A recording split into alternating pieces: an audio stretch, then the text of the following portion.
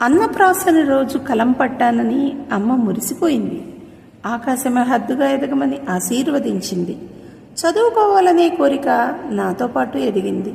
నా చదువుని నిచ్చెనగా చేసి ఎదగాలనుకుంటే చదువుకునే రోజులు కాదు, చదువుని కొనే రోజులని అర్థమైంది. సరే అని సర్దుకుని ప్రభుత్వ పాఠశాలలో చేరితే అందులో ప్రవేశం తేలికే. కానీ వనరుల లేమి వలన, మారుతున్న టెక్నాలజీతో పోటీ పడలేక, ప్రైవేటు విద్యార్థులకు ధీటుగా నిలవలేక ఓడిపోయాను, వాడిపోయాను. ఆశచావని అమ్మా నాన్న ఊరిలో రైతుగా బ్రతికే వాళ్ళు పట్టణంలో కూలీగా మారారు. నా కోసం, కేవలం నా భవిష్యత్తు కోసం. అక్కడ కూడా ఇంటర్లో కార్పొరేట్ వ్యవస్థ కాటు వేసింది, నన్ను వెనక్కి తోసింది. డాక్టర్ నవ్వలేక, యాక్టర్ అవుదామంటే యాక్టింగ్ రాక, టీచర్నైతే ఉద్యోగావకాశాలు లేవని, ఉచిత విద్య, బోలెడు ఉద్యోగావకాశాలు ఉన్నాయని నర్స్నయ్యాను. ఈ ప్రయాణం ఇంకోలా ఉంది.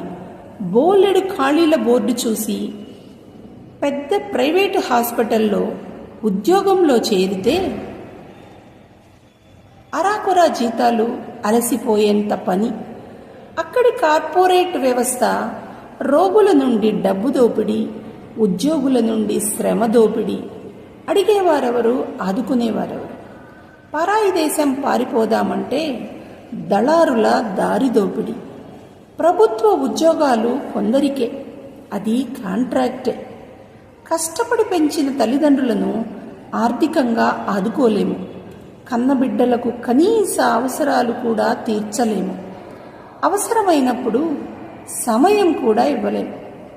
అందరికీ సేవ చేస్తాం, కానీ ఆత్మీయత కోసం పరితపిస్తాం. అందరూ ప్రశ్నించేవారే, కానీ జవాబు చెప్పేవారుండరు. నెల నెలా రాని జీతం, ఎదుగు బొదుగు లేని జీవితం.